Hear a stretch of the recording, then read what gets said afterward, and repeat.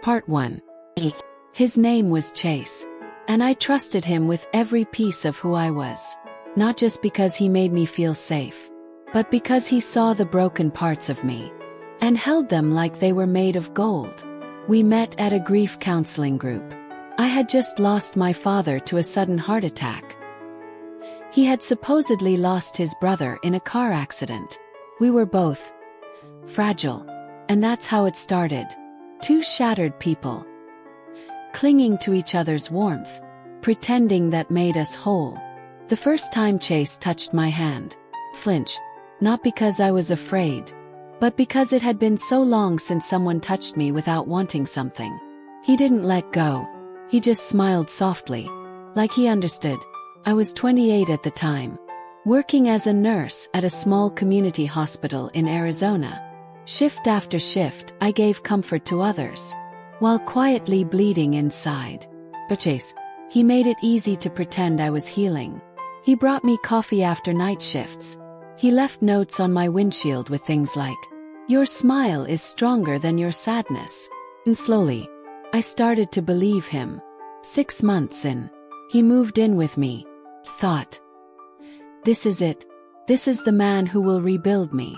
What I didn't know was that he wasn't rebuilding me. He was setting up his stage for the perfect betrayal. One night, he came home later than usual, eyes bloodshot, hands trembling just enough for me to notice. Work was rough, he said, even though I knew his construction job had wrapped early that day. Oh, I didn't ask, because love makes you overlook what your instincts scream at you. Weeks passed. I noticed little things. My savings account had small, unexplained withdrawals. He said it was a billing error. The bank confirmed his story, or so I thought. Then came the medical bills, ones I'd never seen before, signed in my name. I confronted him one night, half shaking, half pretending I wasn't scared. He held my face and whispered, "Baby, I would never do that to you. I love you more than my own life." I believed him. God, I wanted to believe him. Until the night I came home, and he was gone. His clothes fin, his tools fin, even the little mug I had gotten him that said, "World's okayest boyfriend." Gone. But what he left behind was worse than anything I imagined. An eviction notice taped to the front door. A letter from the bank stating my identity had been used to take out 2 personal loans. $27,000. And every signature was mine. Or at least, it looked like mine. I sat on the floor, frozen, my chest aching like someone had driven a stake through it. I wanted to scream, but all that came out was silence. My best friend Camille came over that night. She saw the mess, and for the first time in years, I saw her cry for me. She said something that burned into my memory. "You didn't fall in love with a man. You fell in love with a mask." The next morning, I went to the police, filed a report, explained everything. They said Chase never existed. There was no record of him under that name. No job history. No driver's license. It was like he had never been real. But I knew he was real. I remembered the way he held me after my father's funeral. I remembered how he stayed up all night when I had the flu. I remembered the way he laughed when I called him out for being dramatic.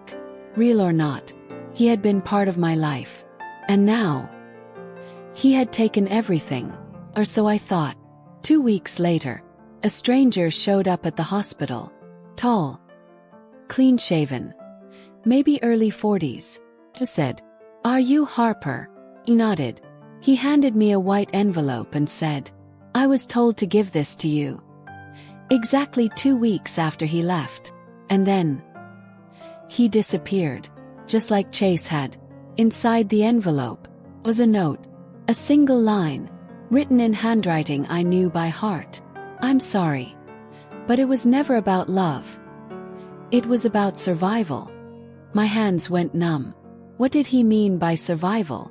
Whose survival? His? Mine? Someone else's? I felt like I was spiraling into a deeper hole, one I never signed up for.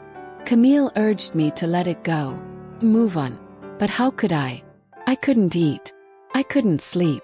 My credit was ruined. My heart was shattered. Now, I had a message from a ghost. I started digging. Old photos. Background details he had shared. Stories from his childhood. That didn't add up. That's when I found it. A photo buried deep in an online forum. Showed Chase. Same face. Different name. Ethan Rowe. Wanted in 3 states for fraud, identity theft. And suspected in the financial exploitation of multiple women. He had done this before. He planned this. This wasn't love. This was a career. Felt rage. But beneath that, felt shame. How had I let this happen? Why didn't I listen to my gut? But the truth was, he didn't just steal money from me. He stole trust. He made me doubt myself. And that was the cruelest part of all. Oh, I wasn't done. Not even close. Because I had found a thread. And I was going to pull it. Until the whole thing unraveled. And what I would find next would change everything I thought I knew about Chase. About love. About myself. And now I need to ask you something.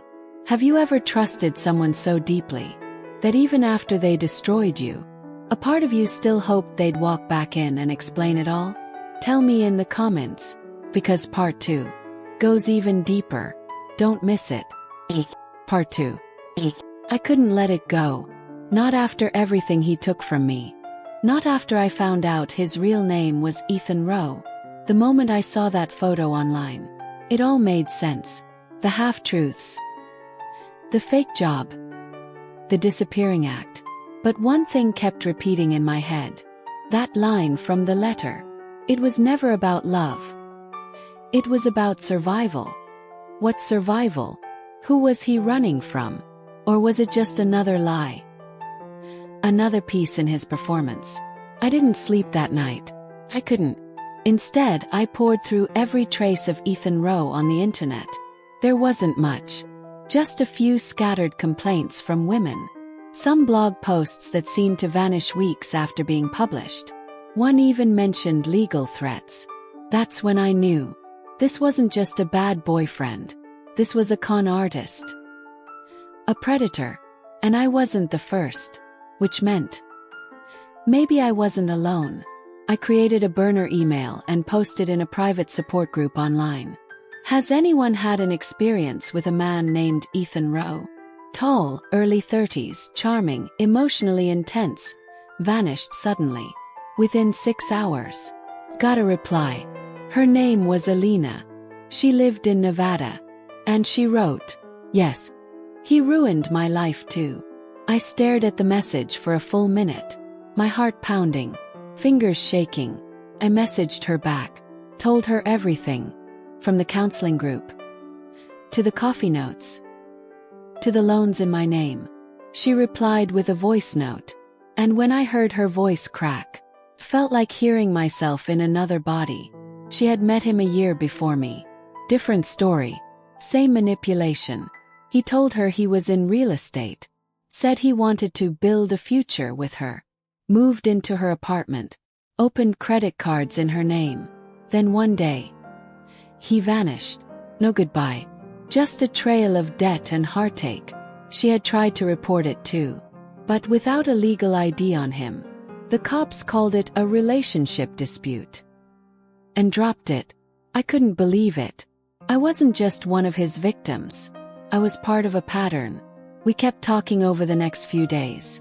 And Alina told me something strange. Something that sent a chill through me. Before he disappeared, he got a call. I picked it up by accident once. And the man on the other line said, "Tell Ethan he's running out of time." I froze. Running out of time for what? Was someone after him? Or was it part of another con? That night, I dug deeper. I found another name linked to him. Not a woman, but a man. Logan Vance. Listed as a known associate in a sealed court document from Utah. The record had been flagged as sensitive. But the public summary listed charges. Wire fraud. Conspiracy. Identity theft. My stomach twisted. This wasn't just a heartbreaker. This was part of an operation. Organized, strategic, dangerous. Called Camille. Told her everything I'd uncovered. She wanted me to stop. She said, "Harper, this man isn't just a liar. He's a criminal. What if he finds out you're digging?" But I couldn't stop. I needed answers. I needed to know why he chose me. Because even now, even after everything, part of me still remembered the good parts. The way he made me laugh. The way he danced with me barefoot in the kitchen. The way he cried with me when I talked about my dad.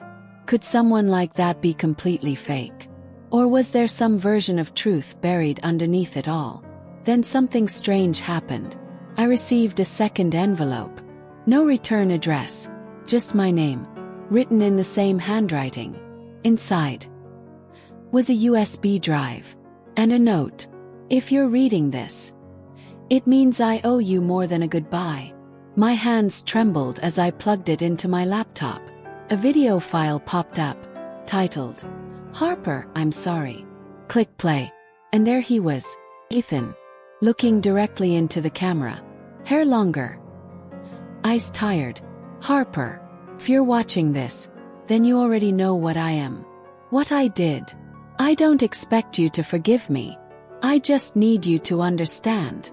I was raised by a man who taught me that trust was currency, that emotions were tools, and people were investments. My real name is Elijah Grant. Ethan Rowe was a character I created after everything else fell apart." He paused, looked down, swallowed hard. "I conned women. I lied. I used their love to survive. But with you, it was different. I thought I could keep it separate, that I could pretend to be someone good, long enough to matter. But you were real. And I wasn't. I left because they found me. Logan. The others. They wanted me to pull you in deeper. To use your job. Your access at the hospital. To run another scam. I couldn't do that to you. So I vanished. But even that was selfish. Because I left you with the mess." He paused again, then said something that cracked me open. "I loved you. In the only way someone like me could." And then the screen went black. No ending. No goodbye. Just Ethan sat there, tears silently falling. Not because I missed him, but because I finally saw him. Not the version he created for me. Not the lies, but the real him. Wounded. Manipulative. Desperate. And still human. Camille watched the video with me the next day. She held my hand and whispered, "You got your closure, but not your justice." And she was right. So I made a decision. If I couldn't get my money back, if I couldn't undo the heartbreak, then I would do the one thing Ethan, or Elijah, never expected. I would warn every other woman. Every potential victim. Every heart that might get pulled into his web. Because if I stayed quiet, he would keep doing this. So I called Alina. And we made a plan. To speak up. To go public. To be the voices for the women who didn't have the strength. Or the proof. I had no idea how far this would go. How many lives he had touched. How many lies he'd spun. But I knew this. The truth doesn't always heal. Sometimes it wrecks you even more. But silence. That's where monsters thrive. And I refuse to stay silent any longer. Now tell me this. If you had the chance to expose the one who broke you, but it meant reopening every wound, would you do it? Part 3. When I opened the group video call, Alina was already there. Eyes red. Focused. We weren't just two broken women anymore. We were witnesses, survivors, and maybe something more than that. We'd found 2 more victims since we last talked. One in Denver, one in Tampa. Different aliases. Same man. Each of them had been left in debt, emotionally wrecked. Some were still hiding their pain from family, too ashamed to admit they'd been conned by someone they trusted. Just like I had. So we built something. A digital wall of truth. Screenshots. Messages. Fake IDs. Even the USB video. We created a secure folder and titled it Project Elijah. But this wasn't just about gathering evidence. This was about amplifying it. About making sure no one else fell for the lies. We reached out to a true crime podcast host Alina trusted. She had covered romance scams before. She agreed to record our stories. Anonymously. Said it would air in 3 weeks. But something about the delay made me uneasy. 3 weeks felt like too long. Too much time for him to vanish again. So I posted, not on my main page, but in a private women's safety forum. I shared part of the USB video, blurred his face, distorted the voice, but the words, they were his. And within 24 hours, my inbox exploded. Over 30 women messaged me. Some were suspicious, angry, but 6 of them had receipts, bank transfers, love notes, all pointing to the same man. He didn't just steal hearts. He stole identities, used their accounts to move money, pay off other victims. It was a circle of destruction. We compiled every file, free detail, and this time, we didn't go to the police. We went to a cybercrime journalist, a woman named Dani, known for exposing digital fraud rings, and fearless about naming names. We sent her the package, told her we were ready to talk. She responded the same night. Meet me in person. No email trails. Too risky. Alina flew in 2 days later, and I picked her up at the airport. It was surreal. We'd been voices, messages, stories. Now we were standing side by side. 2 strangers tied together by the same storm. We met Dani in a cafe downtown. She was sharp, and deeply curious. She asked hard questions, pushed for facts, wanted timelines, phone numbers, bank statements. And when we gave it all to her, she leaned back and said something I didn't expect. This guy's not working alone. I froze. She opened her laptop, pulled up a chart, and there they were. 6 other names, each one connected to similar scams. Across 3 states. Same strategy. Same phrases. Same kind of victims. Dani looked at me and said, "You've stumbled onto a small-time syndicate. Romance-based financial fraud. They use each other's aliases. Create backup stories in case one of them gets caught." And then she added, "They call themselves the Kindreds." I felt sick. This wasn't one manipulative man. It was a system. An ecosystem of lies. Dani asked if I'd be willing to speak in the article. Face blurred. Voice changed. But using my real story. I looked at Alina, and we both nodded. We weren't hiding anymore. The article went live 5 days later. Titled, "The Kindreds. Inside America's Quietest Romance Scam Network." It exploded. Within hours it was trending on Twitter. News sites picked it up. Comment sections flooded with women, sharing stories. Some naming names, others still too afraid. But one message caught my attention. It was anonymous. No profile picture. Just a simple sentence. "You're brave. But he's not done with you." I read it 3 times, trying to figure out if it was a threat, a warning, or just paranoia catching up to me. But then, the calls started. Blocked numbers. No one speaking. Just silence. And once, a voice I hadn't heard in months. Barely a whisper. "You should have left it alone." My chest tightened. It was him. I was sure of it. I changed my number. Filed a police report.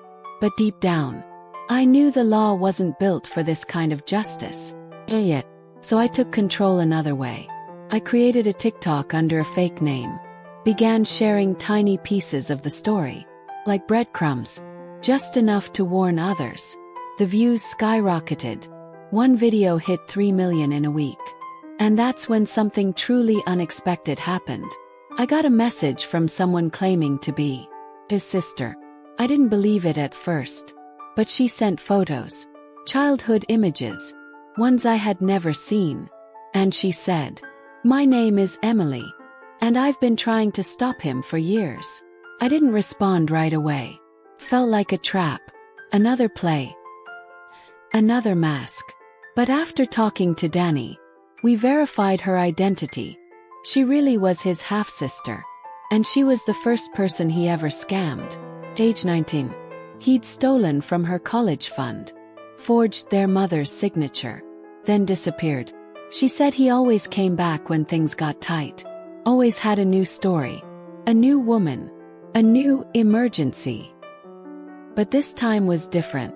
Because now, he was cornered. And desperate people do desperate things. Emily offered to help us. Said she knew where he might go next. She'd tracked a pattern in his movements. And according to her, he was heading for Houston. To meet someone named Claire. New mark. A fresh start.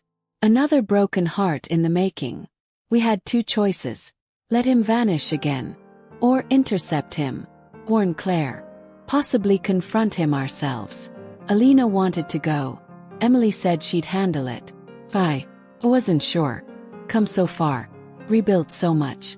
Did I really want to stand face to face with the man who destroyed me? Could I? But then I remembered the letter. The video. The women who came after me. And I made my decision. If this was going to end, had to end with me. Harper confronts the man who shattered her life. But this time, she isn't alone.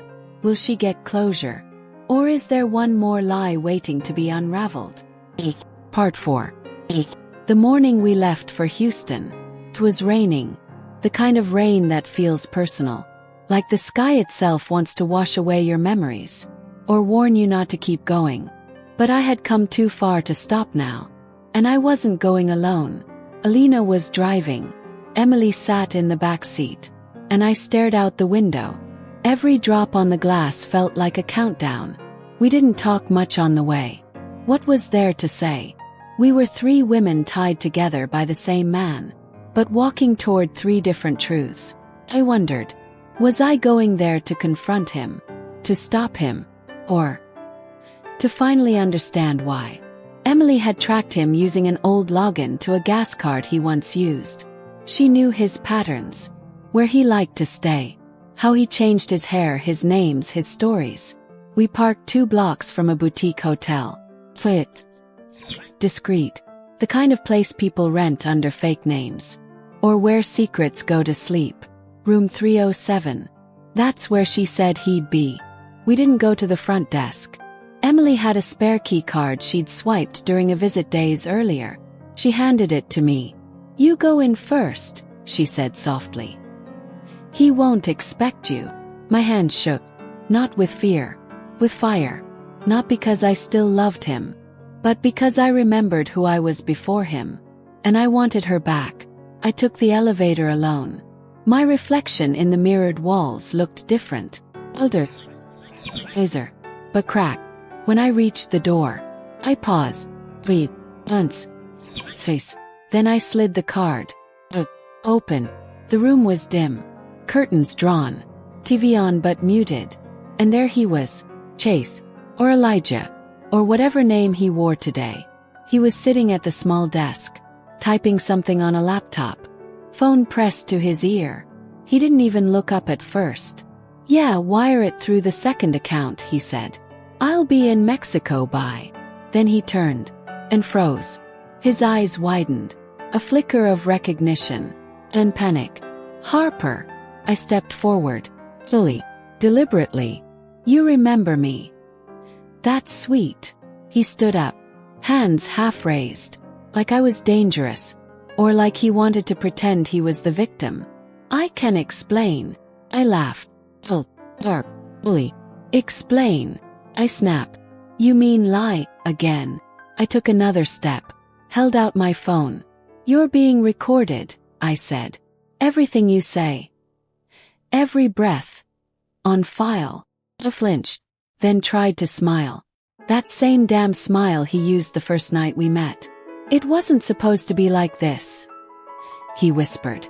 "You were different." I didn't blink. Different how? A shrug. You believed in me. No one ever really did. I stared at him. Is that what this was? You needed someone to believe in you. So you made me believe lies. He looked away. For the first time. He looked small. I was going to stop. After you, he said quietly. But then the money came. And I couldn't walk away. I shook my head. No. You didn't stop because you never started feeling anything real. He took a step toward me. I raised my hand. Don't. Then. The door burst open. Alina stepped in. Emily right behind her. And he froze again. Alina, he said. You too. She didn't speak. Just lifted her phone. Started recording. I trusted you, she finally said. I let you into my life. Into my sister's life. He tried to speak. But Emily cut in. You stole from me when I was 19. I never forgot that. Now he was surrounded. His charm couldn't save him. His lies had nowhere to land. Usul tried.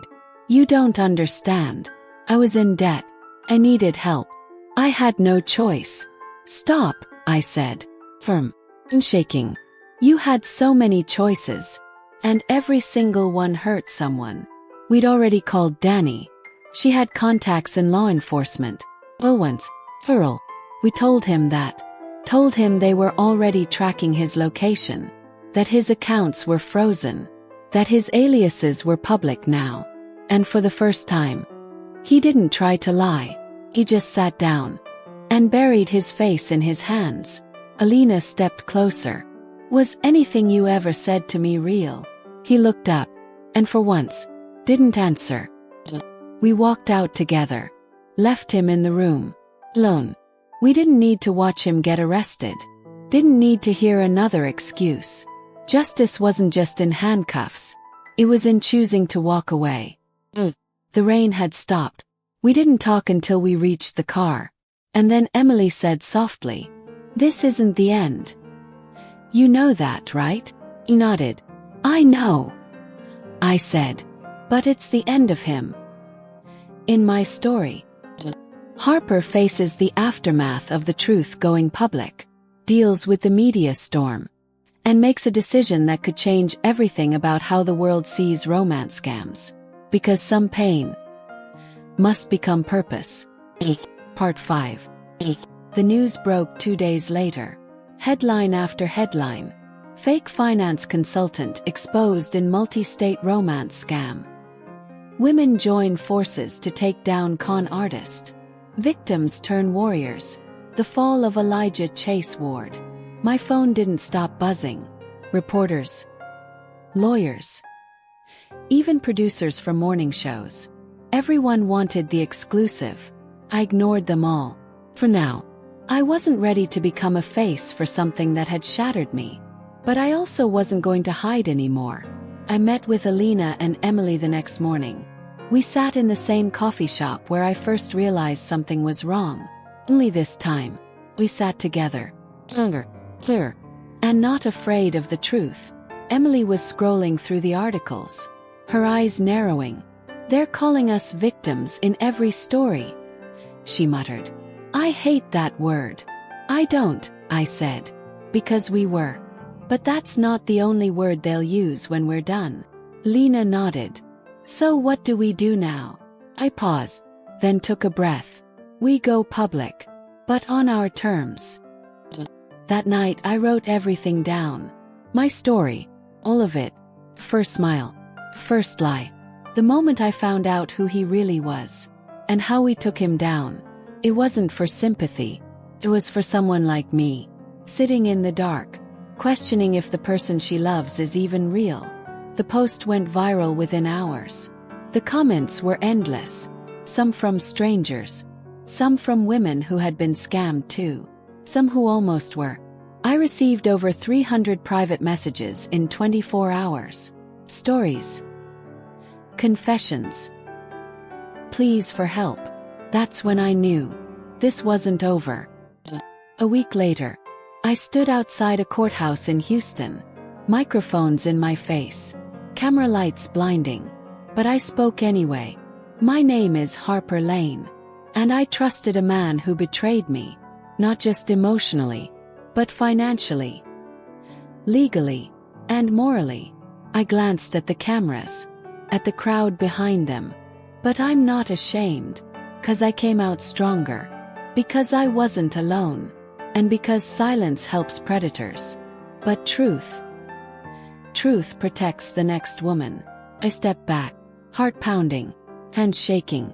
But for the first time, I wasn't trembling because of him. I was shaking because of me. Because I had found myself again. And I was no longer willing to let her go. Over the next month, we launched a small non-profit. Alina helped with the website. Emily handled the legal paperwork. And I ran the survivor support network. We called it Reclaim Her. Because that's what we all had to do. Reclaim the version of ourselves that someone tried to erase. And as for Chase, he pled guilty. 8 counts of fraud, 2 of wire fraud, and 1 of identity theft. He was sentenced to 15 years, with no possibility of parole for 10. But for me, his prison wasn't the bars. It was the silence, the power he no longer held. I got an email from him once, 2 weeks after his sentencing. Subject line: I'm sorry. I didn't open it. I didn't need to know what lies he still had left in him. I already knew who I was without him. And that was enough. 3 months later, gave a TED Talk, not about him, but about me, and how we as women are taught to second-guess our gut, to explain away red flags, to wear blame like it's a dress we ordered ourselves. I told them, love isn't supposed to leave you broken. Love doesn't hide. And love never asks you to lose yourself. The applause that day wasn't for the speech. It was for every woman who saw herself in my words and decided she didn't have to live in silence anymore. Do I still think about him? Sometimes, but not with pain, with peace, because I turned his betrayal into a beginning, not an end. And now when I look in the mirror, I see the woman I once was. The one he almost destroyed, standing taller, closer, and finally whole.